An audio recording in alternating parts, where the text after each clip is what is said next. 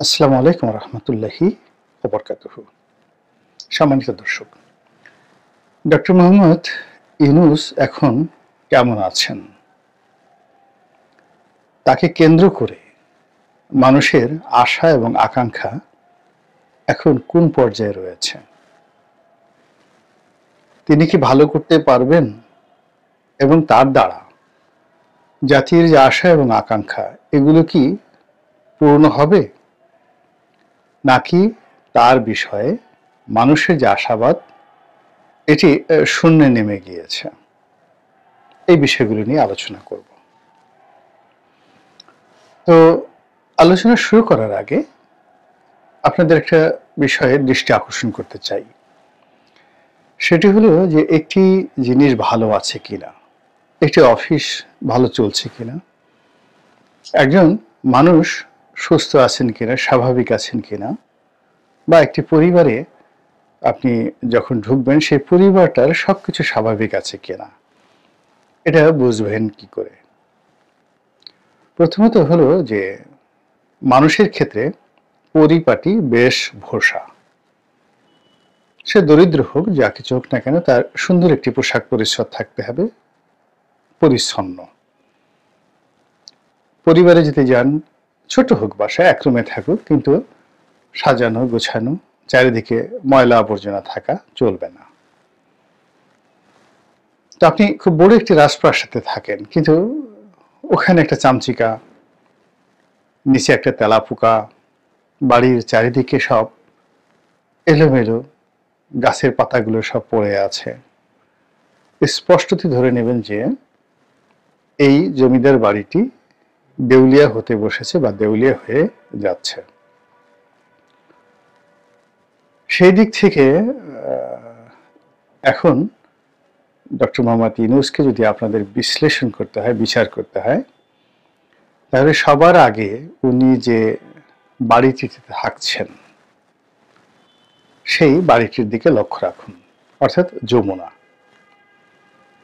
এবং ওনার চারিদিকে যে সকল সরকারি বাসভবন, যেমন আইজি সাহেবের বাসভবন আছে, ওনার বাসভবনের পেছনে গিয়ে দেখবেন যে ওটি কত সুন্দরভাবে পরিপাটি করে সাজানো। কিন্তু তার বাড়িটির দিকে যদি আপনি লক্ষ্য করেন, মনে হবে জীর্ণ শীর্ণ, ময়লা এবং আবর্জনায় পরিপূর্ণ একটি বাসভবন।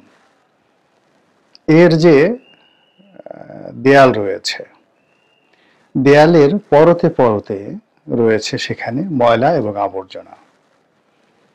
তার বাড়ির সিকিউরিটির জন্য যারা নিয়োজিত রয়েছেন, ঢিলে ঢালা অস্ত্র হাতে দাঁড়িয়ে আছেন, কেউ আকাশের দিকে তাকিয়ে আছেন। তারা যে ওই বাড়ির নিরাপত্তার কাজে নিয়োজিত, ওটি দেখে আপনার মনে হবে না। বাড়ির পেছনে আপনি একটি ট্যাঙ্ক দেখতে পাবেন, যেটি কোনো প্রয়োজন নেই, কোনো দরকার নেই, এবং ওটা ওই বাড়ির সৌন্দর্যটিকে নষ্ট করে ফেলেছে। ব্যাক সাইড, বাড়ির সম্মুখ সাইডে আরেকটি ট্যাঙ্ক দেখতে পাবেন, আবার একটু দূরে গিয়ে আরেকটি ট্যাঙ্ক দেখতে পাবেন। ইট মিনস ট্যাঙ্কের যে বহর, এটি ওই বাড়িটিকে টিকিয়ে রেখেছে। এরপর বাড়ির চারিদিকের যে রাস্তাঘাট রয়েছে, সেখানে অসংখ্য গাছপালা আছে। প্রাকৃতিকভাবে শোভাবর্ধনকারী সেই সকল গাছপালার যে পাতা পল্লব সাধারণত ঝরে পড়ে। আমি এই ঢাকা শহরে গত 40 বছর ধরে ওই এলাকা দেখে আসছি।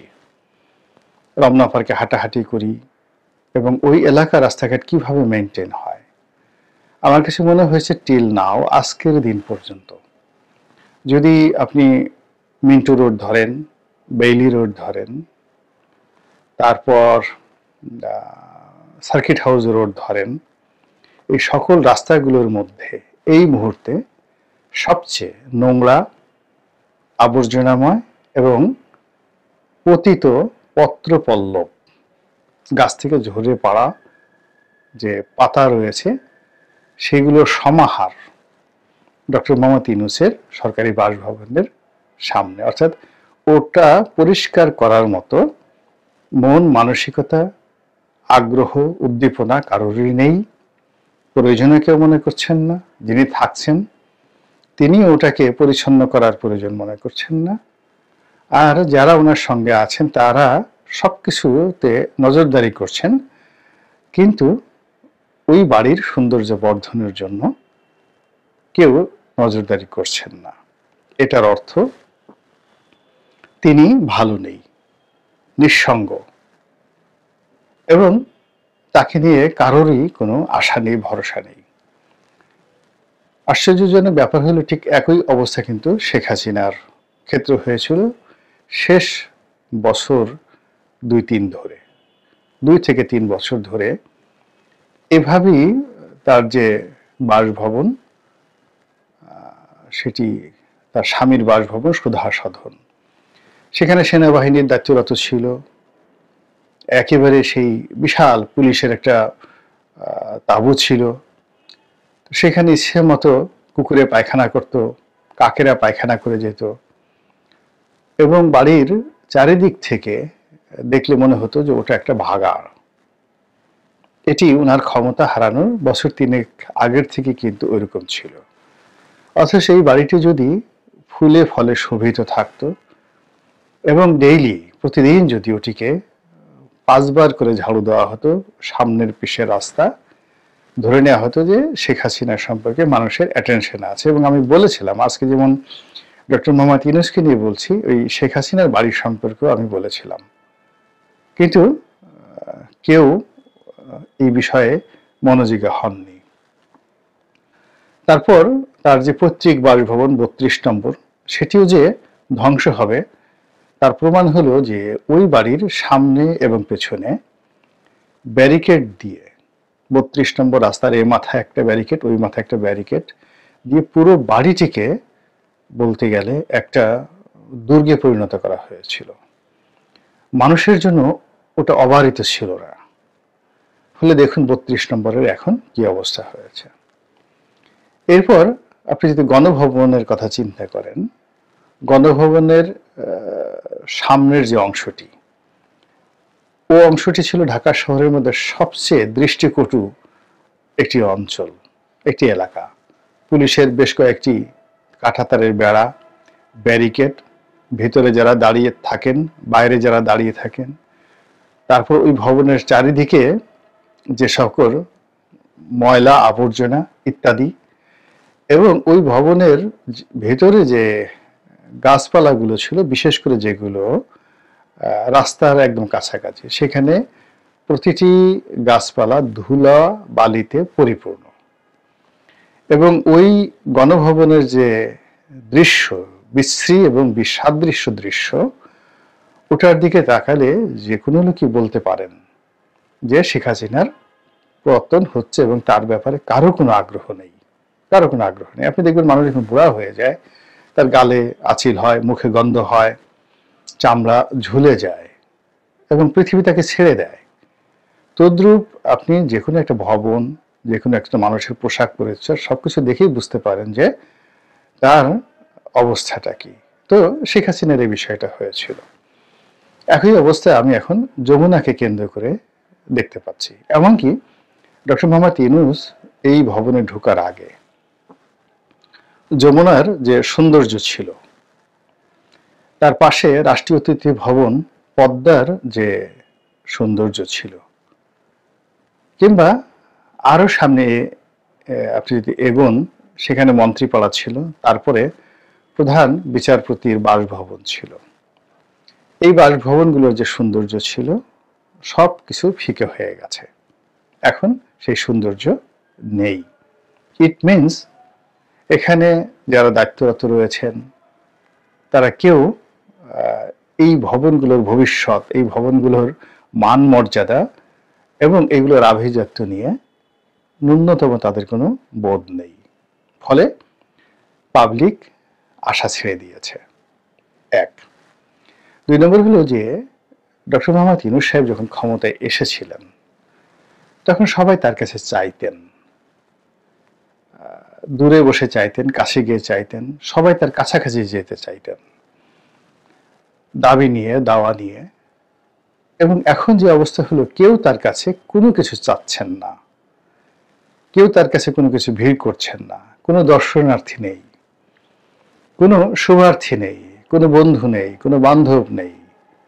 তিনি একা, কেউ তার সঙ্গে দেখা করার প্রয়োজন বোধ করছেন না। তিনি যদি কাউকে টেলিফোনও করেন, তিনি খুব আগ্রহ নিয়ে তার সঙ্গে দেখা করতে যাবে যমুনাতে, একেবারে এরকম গুরুত্বপূর্ণ ব্যক্তি বাংলাদেশে এখন কেউ নেই। একই অবস্থা কিন্তু আমাদের আরেকটি গুরুত্বপূর্ণ ভবন, বঙ্গভবন, সেখানে যিনি আছেন রাষ্ট্রপতি, তারও একই অবস্থা। বঙ্গভবনের সৌন্দর্যহানি হয়েছে, ওখানে যিনি আছেন তার সৌন্দর্যহানি হয়েছে, গুরুত্ব নষ্ট হয়েছে। ফলে কি হলো, এই যে ডক্টর মোহাম্মদ ইউনূস, তিনি নিঃসঙ্গ হয়ে পড়েছেন। দ্বিতীয়ত, সবসময় যিনি রাজা হন, রাজার রাজকর্ম থাকবে, রাজদণ্ড থাকবে, রাজ সিংহাসন থাকবে, ওগুলোর উপর তার আভিজাত্য নির্ভর করে। রাজার পাইক থাকবে, পেয়াদা থাকবে, সানাই থাকবে, নহবত থাকবে। তো এরকম যদি একটা অবস্থা হতো, আপনি ডক্টর মোহাম্মদ ইউনূসের বাড়ির সামনে সবসময় দেখতে পারতেন যে এসএসএফ এর একটি চৌকুশ দল সেখানে লেফট রাইট করছেন, সেখানে দাঁড়িয়ে আছেন, পরিপাটি পোশাক এবং পরিচ্ছদ, কিন্তু সেটি এখন নেই।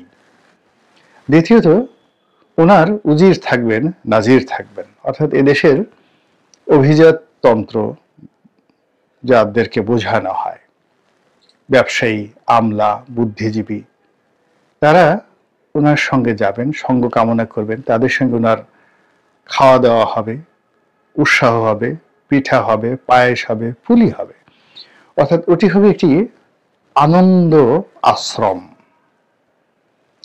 তো যমুনাকে কেন্দ্র করে সব হচ্ছে, কিন্তু এখনো পর্যন্ত সেখানে কোনো আনন্দের কোনো লক্ষণ নেই। যেখানে আনন্দ নেই সেখানে প্রাণ থাকে না, যেখানে প্রাণ নেই সেখানে কবরস্থানের মতো পরিণতি ডেকে নিয়ে আসে। পৃথিবীর সবগুলো রাজপ্রাসাদ, সেটা আগের হোক কিংবা এখনের হোক, আপনি এটিকে প্রধানমন্ত্রীর কার্যালয় বলুন, এটিকে হোয়াইট হাউস বলুন, এটিকে এলিসি প্রাসাদ বলুন, বাকিংহাম প্যালেস বলুন, গণভবন বলুন, বা আরো যে নামই ডাকুন না কেন, সেখানে আপনি দেখবেন গান আছে, বাদ্য আছে, পাখির কলকাকলি আছে, মানুষের মুখরিত পদধ্বনি রয়েছে। এমনকি যারা কলম্বোয় থাকেন, আমাদের চেয়ে এখন অনেক দরিদ্র দেশ, সেখানে গিয়ে দেখুন যে সেখানকার প্রেসিডেন্টের যে বাসভবন এবং বাসভবনের যে সিংহ দরজা, দেখলে আপনার হৃদয় ভরে যাবে। আপনি পাকিস্তানকে যতই বলেন না কেন, পাকিস্তান সুপ্রিম কোর্টের দিকে একটু তাকান, পাকিস্তানের প্রধানমন্ত্রীর বাসভবন, তার অফিসটি এবং তার ড্রয়িং রুমটি, তার অফিসের ফার্নিচারগুলোর দিকে তাকান, মনেই হবে যে এটা একটা রাজপ্রাসাদ। ভারতের দিকে তাকান, ওটা আরো আভিজাত্যপূর্ণ, আরো আভিজাত্যপূর্ণ। এবং ওখানে নরেন্দ্র মোদী মানে এমন একটা পরিবেশ তৈরি করে রেখেছে, সেখানে আপনি একেবারে প্রান্তিক লেভেল থেকে এখন যিনি রয়েছেন রাষ্ট্রপতি, যাকে বলা হয় অবহেলিত শ্রেণী থেকে আনা, তো তাকেও সেখানে বসার পরে মনে হয় যে তিনি রাষ্ট্রপতি। আর একটা মন্দ পরিবেশে যদি আপনি পৃথিবীর সবচেয়ে শক্তিশালী একজন রাষ্ট্রপতিকে, আব্রাহাম লিঙ্কনকেও বসান, মনে হবে তিনি একজন ফকির বসে আছেন। তো এই জন্য রাজদরবারের পরিবেশটা একটা বিশাল বিষয়। এখন প্রধানমন্ত্রীর কার্যালয়, প্রধান উপদেষ্টার কার্যালয়, যেটি একসময় এরশাদের কার্যালয় ছিল, সেটির কথা চিন্তা করুন। তিনি এখন যে বাড়িতে বসবাস করছেন সেটির কথা চিন্তা করুন। আমাদের অন্যান্য সরকারি বাসভবনের কথা চিন্তা করুন, আমাদের সচিবালয়ের কথা চিন্তা করুন। সব জায়গাতেই শুধু হাহাকার, কেবলই হাহাকার। আর সেই হাহাকারের অর্থই হলো ডক্টর মোহাম্মদ ইউনূস একা হয়ে গেছেন। কোনো মানুষ তার সঙ্গ পছন্দ করছেন না, কেউ তার সঙ্গ কামনা করছেন না, কেউ তার কাছাকাছি যেতে চাচ্ছেন না। তিনি নীরব নিভৃতে থাকেন। তার কথার যে আকর্ষণীয়তা, তার কথার যে গুরু গাম্ভীর্যতা, তার যে কমান্ডিং ভয়েস, তার হুকুমে বাংলাদেশ পরিবর্তন হয়ে যাবে, হয় ভালো নয় মন্দ। তিনি হুকুমদাতা, তিনি হাকিম, তার সিদ্ধান্তে সবকিছু ওলট পালট হয়ে যাবে। এই জিনিসগুলো তাকে দেখে, তার আশেপাশের লোককে দেখে মনে হচ্ছে না। তার পক্ষে তার প্রেস সচিব বক্তব্য দেন। প্রেস সচিবের পাশে বেশ কয়েকজন লোক থাকেন। এদেরকে দেখলে মনে হবে যেন বহুদিন তারা অনাহারে আছেন, অনেক দিন তারা অভুক্ত অবস্থায় আছেন, এবং তাদেরকে এই সংবাদ সম্মেলনে আনার আগে পাটা দিয়ে পুতো দিয়ে তাদেরকে একটু, যাকে বলা হয়, বাটা হয়েছে। ফলে পাটা এবং পুতার চাপের মধ্যে থেকে বের হলে একটা মানুষের মধ্যে যেরকম অবস্থা থাকে, ডক্টর মোহাম্মদ ইউনূসের যারা মুখপাত্র তারা যখন জাতির সামনে কথা বলতে আসেন, তাদের মধ্যে ঠিক ওইরকম একটা হতাশা, গ্লানি, ভয়, আতঙ্ক, ক্রোধ, এই জিনিসগুলো থাকে। জাতিকে দিক নির্দেশনা দেওয়ার জন্য, আশা দেওয়ার জন্য এরকম কোনো অবস্থা ওনার যারা মুখপাত্র তাদের মধ্যে দেখা যাচ্ছে না। ওনার সঙ্গে যারা ওনার উপদেষ্টা রয়েছেন, সেই উপদেষ্টাদের মধ্যে যে ধরনের একটা বন্ধুত্ব থাকবে, অ্যাডাপশন থাকবে, সেটি একেবারে অনুপস্থিত। এবং এখানে কিছু কিছু উপদেষ্টা ভীষণ রকম মোটা হয়ে গেছেন, কিছু কিছু উপদেষ্টা ভীষণ রকম চিকন হয়ে গেছেন। কিছু কিছু উপদেষ্টার চোখের দিকে তাকালে মনে হয় একেবারে চোখ ছলছল করছে কান্নায়। কিছু কিছু উপদেষ্টার চোখ দেখলে মনে হয় যে সেখানে একরাশ হতাশা, মনে হয় যেন পূর্ণিমার চাঁদ যেন ঝলসানো রুটি, এরকম একটি অবস্থা। এই অবস্থা দিয়ে সংস্কার হয় না, এই অবস্থা দিয়ে রাজ্য পরিচালনা হয় না, এই অবস্থা দিয়ে দেশকে একটি নতুন স্বাধীনতার স্বাদ আস্বাদন করানো যায় না। যারা আছেন তারা যদি দেখেন এবং একটু পরিষ্কার পরিচ্ছন্ন থাকেন এবং জাতিকে আশ্বস্ত করা যায় এমন কিছু অঙ্গভঙ্গি করেন, তাহলে কিছুটা হলে আমরা স্বস্তিতে থাকি। আল্লাহ আমাদের সবাইকে হেদায়েত দান করুন এবং হেফাজত করুন। আসসালামু আলাইকুম ওয়া রাহমাতুল্লাহি ওয়া বারাকাতুহু।